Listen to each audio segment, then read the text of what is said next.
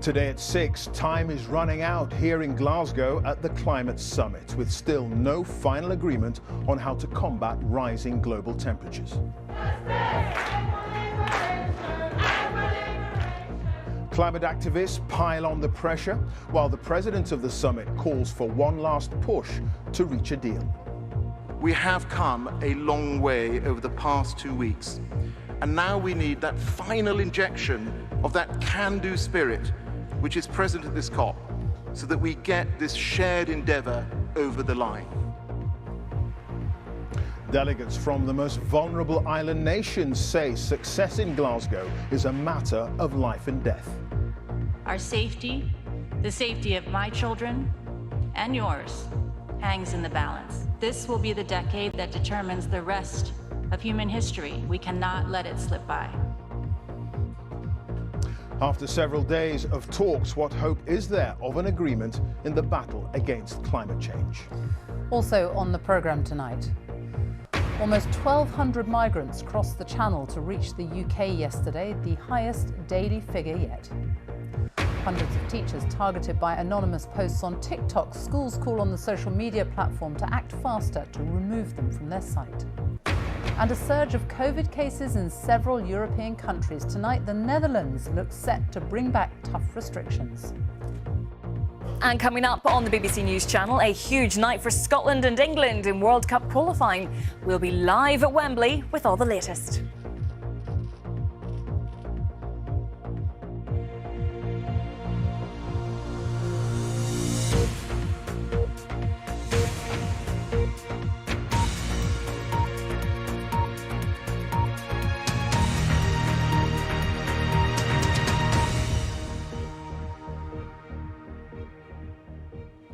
Good evening from here in Glasgow, where the COP26 Climate Summit is due to end about now, but where last-minute haggling could see negotiations go well into the night. The president of the summit, Alok Sharma, says delegates have come a long way in the last 2 weeks, and he now hopes there'll be a final injection of what he calls a can-do spirit. Greenpeace is urging delegates to agree something historic, but can there be a deal that satisfies everyone? Well, the aim of the summit was to try to reach agreement among more than 190 countries to limit global warming to 1.5 degrees Celsius. But the sticking points that remain include finding tougher language to secure commitments to phase out coal and other fossil fuels, and finding more money to help developing nations fight climate change and make the switch to greener technology. With the very latest from the summit, here's our science editor, David Shukman. A warning from outside the conference about the state of progress inside it. World leaders are singled out for failing to keep their promises, for allowing the planet to become dangerously overheated. On what's meant to be the last day, demonstrators lay down at the gates of COP26 to ram home the point that lives are being lost because of climate change. Appeals for action came in the conference halls as well. Activists calling on governments not to water down key points in the agreement, a plea echoed by the most vulnerable nations. Our safety, the safety of my children and yours, hangs in the balance. As I said to the High Ambition Coalition this morning, it's time for us to level up. This will be the decade that determines the rest of human history. We cannot let it slip by. But some disputes are proving really difficult to settle over coal and what to say about phasing it out. How often countries should update their climate plans, every year to reflect the urgency or less often. And how much climate aid to give the poorest nations, not just now, but over the coming decades.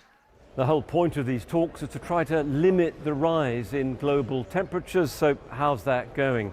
Well, compared to pre-industrial times, we've warmed by at least 1.1 degrees Celsius, and record heat waves are already becoming more frequent.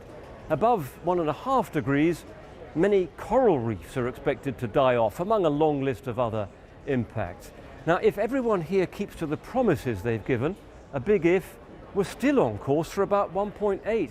And that means even higher sea levels and even more people threatened by flooding. But being realistic, as things stand, a more likely outcome is 2.4, which means even longer droughts affecting food production across vast areas of the planet. How are you doing, buddy? Very good to see you. Thank you. Would you like to sit there? So I asked America's veteran climate envoy John Kerry, would any of this slow down global warming? So we're moving in the right direction. Are we moving fast enough? No. But that's what this meeting is about.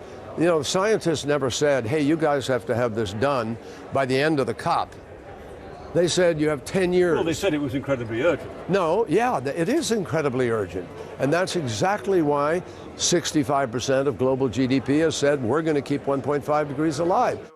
Meanwhile, as haggling continues, the conference chair made another plea for agreement. Now we need that final injection of that can-do spirit which is present at this COP, so that we get this shared endeavour over the line. But emotions are running high and many delegations are worried. So for us, ambition 1.5 is not a statistic. It is a matter of life and death. Some among us are wasting precious time here in Glasgow, attempting to renegotiate what was already agreed. All we're asking you to do is to keep your promises and own your responsibilities on setting this crisis in motion. Nothing less, nothing more. So a long night of negotiations lies ahead. Hopes of concluding on time are fading. David Shukman, BBC News in Glasgow. Well, the effects of climate change have been felt in parts of California, where emergency workers say they're now battling fires covering more than 1 million acres of land. One giant blaze, which began near the Dixie Creek in the north of the state, took nearly 3 months to bring under control. Our climate editor, Justin Rowlatt, reports on the widespread damage caused to livelihoods and the environment. Meet General Sherman, the biggest individual organism in the world. This giant sequoia is 84 metres tall and it is 2,200 years old. These trees are restricted to 70 groves on the western slope of the Sierra Nevada. That's all that's left of the giant sequoia. Very narrow little patches of just the right remaining habitat. It is a habitat that has always included fire. So these trees are exquisitely adapted to cope with fire. Listen to this. The bark is full of tiny air pockets and it's about 1 metre thick, so that insulates it from the heat of the fire. And then if you look up at the canopy, the first branches start about 30 metres up, so they're lifted clear of all but the very biggest fires. But fire has now become their greatest threat. Years of climate-induced droughts have left vegetation tinder dry. Add in a policy of suppressing small fires, which allowed deadwood to build up, and fires are now ripping through California's forests faster and hotter than ever before. It's a huge challenge. I feel obviously we're not winning this battle right now. The fires are too active. And what does it make you think about the future for these forests? Well, I'm going to hope for the best, but if we keep having fires the way that we have been for the last few years, it doesn't look good. This is good, low severity fire in here. General Sherman escaped unsinged. The flames came within 1/4 mile of it, but other trees weren't so lucky. Before 2015, no one saw a sequoia that looked like this. You never saw a tree torch like this become a candle and burn up in this way before climate change and fire suppression. There's nothing I can do about these trees. They're gone and we will plant new ones, but it takes 1,000 years. And they won't be this for hundreds. No, they won't be this for a long, long time. And it isn't just trees that are burning, communities are too. It took all the color out of my life. Look at everything is just a shade of gray. The entire town of Greenville was razed to the ground in just 2 hours, and Nicole's forever home went with it.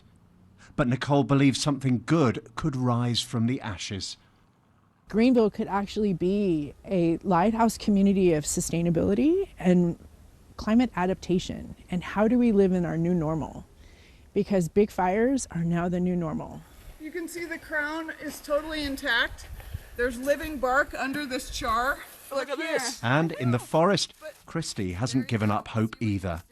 So this is black on the outside. This will all come off and the bark will continue to grow, and this tree is completely fine. She says the resilience of the trees should inspire us. We need to act on climate change now, and every little bit counts. It isn't too late, she says. Not yet. Justin Rolat, BBC News, the Sierra Nevada mountains. Well, our science editor, David Shukman, joins me now. David, this is such a complicated topic, so many moving parts. I suppose it was inevitable that the talks would come right down to the wire. But as we speak, do you detect confidence that a deal can be struck? I think it's very likely, Clive, that there will be an agreement, but what no one can tell is when it'll land. And by the standards of previous conferences of this kind, the likelihood is that it runs into the weekend, certainly tomorrow, just given the complexity of all the different negotiations. And an additional problem is, because national interests are at stake, very often what happens now is that delegations have to consult their capitals back home, their presidents and prime ministers, to check what they can agree to. And that, of course, adds further delay. And I think that's particularly the case for the big coal-producing countries. I mean, will they tolerate, in the final agreement, when we get it, having a line that talks about phasing out coal? Just one example of many difficult challenges that lie ahead. Now, it is possible that there could be some miraculous surprise in the coming hours and everything gets sewn up during the course of this evening.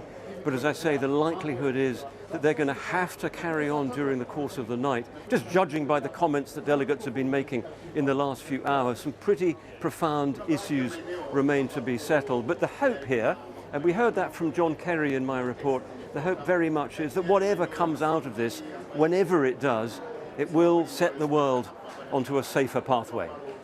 Okay, David, many thanks. David Shukman, our science editor there. Well, that's it for now from Glasgow. I'll hand you back to Sophie. Clive, thank you. Around 1,200 people crossed the Channel by boat yesterday to reach the UK. It's a new record for migrant crossings in a single day. More than 23,000 people have made the crossing from France to the UK by boat so far this year, nearly 3 times the number crossing in 2020. With more, here's our home editor, Mark Easton. It was a day the UK lost control of its border. 1,200 arrivals in 24 hours, up the gangplank at what they call Tug Haven in Dover and into a hired marquee for processing. But the Home Office weren't expecting numbers anything like that, and the Border Force officers just couldn't cope. Conditions in the tent last night were described by one official as a humanitarian crisis, with 1,000 people traumatised, vulnerable and desperate, including, I'm told, at least one pregnant woman forced to sleep on the floor. Cooking, washing and toilet facilities have proved totally inadequate for the demand over the last week. These migrants appear to be complaining they haven't had enough to eat. We have hundreds of people sleeping on a concrete floor overnight. There's limited sanitary facilities, there's no way to get them hot food. It was never designed to be used in the way it is now, but there's no way to move these folk on to their next destination. The entire system is broken from end to end. The Home Office had expected the numbers making the perilous journey across the Channel would fall in the autumn, but calm and mild conditions have actually seen record numbers attempt to reach the Kent coast in small vessels. Yesterday, French authorities stopped 7 boats, but 33 reached UK waters, despite a government commitment last year to make the route unviable. We've been working very hard with France over the last few years, and the French have stopped over 18,000 attempted crossings so far this year. But the numbers speak for themselves. It is disappointing and shocking just how many migrants have managed to cross the Channel this week alone. Data obtained by the Refugee Council shows that in the 17 months to May this year, 70% of the 12,000 people arriving in small boats came from 5 countries. Over 3,000 from Iran, 2,000 from Iraq and around 1,000 each from Sudan, Syria and Vietnam. Full details will be published in a report next week, but analysis of who's crossing the Channel suggests more than 60% will be given refugee status by the Home Office after their initial assessment. Well, our analysis shows that actually they're people fleeing war, persecution and terror. They want to come to the UK because they're able to speak some English, they might have a connection through their networks to the UK, through family, and they simply want to get on, rebuild their lives and make a contribution to our economy and our society in the future. The weather has been worse today, with few migrants crossing, a relief to the border force who've been working around the clock to clear the backlog of hundreds of exhausted and desperate people. Mark Easton, BBC News, Dover. The Dutch Prime Minister has just announced that new tough COVID restrictions are being brought back in after a surge of cases in the Netherlands. Social distancing is back for the next 3 weeks at least. Bars, restaurants must close at 8 p.m. People are being told to work from home, and people who aren't vaccinated are being told they'll be restricted in where they can go. A number of other European countries are also seeing a rise in cases, as our health editor Hugh Pym reports. People in the Netherlands enjoying what could be their final evening in bars and restaurants before a partial lockdown, the Dutch government's response to rising COVID infections and pressure on hospitals. Intensive care units in Austria are also under strain. The government's set to announce restrictions on those who haven't been jabbed, with one of the lowest vaccination rates in Europe. UK COVID cases relative to the population have fallen back, but the Netherlands, Austria and some other European countries have seen steep increases. Germany is particularly concerning, so the number of cases has gone up, has gone through the roof, so it's a really major outbreak. And the vaccination rates are not fantastic. The Prime Minister sounded a cautionary note about the implications of case increases across Europe. I'm seeing the storm clouds gathering over parts of the European continent, and I've got to be absolutely frank with people. And we've been here before, and we remember what happens when a wave starts rolling in. Ministers are pushing hard the message that people should get booster jabs as soon as they're eligible. The hope is that'll help slow the spread of COVID. The latest ONS survey suggests that last week in the UK, nearly 1.1 million people had the virus. That was down on the previous week. In England, it was 1 in 60 people, and in Wales, 1 in 45. In both, case rates were falling. But in Northern Ireland, with 1 in 75, and Scotland 1 in 85, the trend was less clear. Infections among 11 to 16-year-olds had been rising the fastest. But in England last week, they fell back, as they did amongst younger children. In other age groups, there wasn't much change. School half-term could have been a factor, and the Prime Minister said it wasn't clear the drift downwards would continue. Hugh Pym, BBC News. The government's latest coronavirus figures for the UK show there were 40,375 new infections recorded in the latest 24-hour period, so an average of 35,507 cases reported per day in the last week. 8,652 people were in hospital with COVID yesterday. There were 145 deaths, that's of people who died within 28 days of a positive test, which means the average number of deaths over the past 7 days was 156. The total number of people who have died with COVID now stands at 142,678. On vaccinations, 87.8% of people aged 12 and over have now received a first dose, and 79.9% have been double jabbed. More than 11.8 million people have received their booster jab. The UK is sending military engineers to help Poland strengthen its border defences. Thousands of migrants are in neighbouring Belarus in near freezing temperatures trying to get into the EU. The UK and other Western countries have accused Belarus of deliberately orchestrating the crisis by encouraging migrants to travel from the Middle East and taking them to the border. The chairman of Essex County Cricket Club has resigned after it was alleged he used racist language at a board meeting in 2017. John Farragher stepped down last night but denies the claim. Our sports correspondent Laura Scott is at Essex County Ground in Chelmsford. Laura. Well, Sophie, the racism crisis consuming English cricket took another turn tonight, with John Farragher becoming the second chairman of a leading county to resign in the space of a week, following Yorkshire's Roger Hutton. His sudden departure comes after he allegedly used racist language in a board meeting in 2017. He strongly denies the allegation, which surfaced yesterday, but last night the board of Essex unanimously accepted his resignation. The club's new chief executive and former player John Stevenson said he wouldn't hesitate to uphold the club's zero-tolerance policy towards racism. The club will now review why Farragher's alleged remarks were not fully and independently investigated at the time. But ahead of Tuesday's Parliamentary Select Committee hearing into the scandal at Yorkshire, tonight's developments here mean the questions about how deep this problem goes for the clubs and the governing body have just got tougher. Time is 6:20, our top story this evening. On the final day of COP26, climate activists pile on the pressure while the president of the summit calls for one last push to reach a deal. And coming up, text messages from the Duchess of Sussex are released, claiming Harry faced constant berating from the royal family.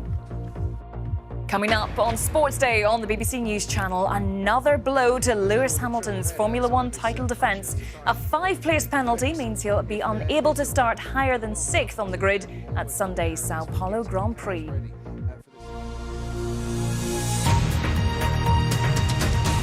Hundreds of teachers have been targeted in recent weeks by pupils who've anonymously made abusive videos on the social media platform TikTok. Some teachers have been accused of being paedophiles or subjected to homophobic comments. Schools are now calling on TikTok to take urgent action to remove what they say is disgraceful abuse of teachers online. TikTok says it is deploying additional measures to detect and remove offensive content and regrets the upset caused to teachers. But teaching unions say it's not being done fast enough. Our education correspondent Elaine Dunkley has more. TikTok, a social media platform where people can create and share funny and quirky content. But there is a darker side to one of the latest trends, targeting teachers with abusive and offensive videos. This one shows Tom Rogers, a history teacher, posted from an anonymous account and viewed thousands of times. There were 2 videos using a derogatory term to describe someone who is inappropriate towards children. You're thinking when you go in that, you know, kids are laughing at you and whatever, and everyone's seen it. So I've messaged TikTok, didn't get a reply. The videos are still there. There could be something tragic happen, and it's only then that something will actually be done.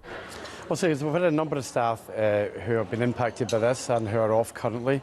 Many schools across the UK have sent letters to parents warning them about school children creating and sharing videos targeting teachers. Seen by, in one case, 2 million viewers. At the Ellesmere Port Church of England College, there have been a number of incidents. We're working with a number of staff at the moment who are finding it difficult to cope. We know that the children who posted the videos, we're working with their families to make sure that they understand what they've done wrong. Bodies like TikTok must make sure that they can police this bit better. So you can take 3 separate resistors. These 6 formers say everyone in school has a responsibility to stop online bullying. When I first saw them, my first response was to report it as like bullying and harassment. Some of the videos you see is just literal attacks on one individual. I know one teacher has been affected the most, and I haven't seen him around school since the incident. In a statement, TikTok says its community guidelines make clear that it does not tolerate content that contains bullying or harassment, statements targeting an individual or hateful speech or behaviour, and will remove content that violates these guidelines. But teaching unions say videos are not being taken down quickly enough. TikTok is living in a parallel universe, frankly. They are not taking this issue seriously. They're not giving a sense of urgency. And they're definitely not recognising that they should be taking responsibility to help us, the adults, to educate young people about how you conduct yourself responsibly on social media. What can schools do about this? When Tom's not teaching, he hosts a weekly show on Teachers Talk Radio. Because obviously you've got school websites and we've got all our photographs online. But teachers say they don't just want words, they want action from social media sites like TikTok. Elaine Dunkley, BBC News. The Duchess of Sussex texted a former aide saying that Prince Harry faced constant berating from the royal family over her strained relationship with her estranged father.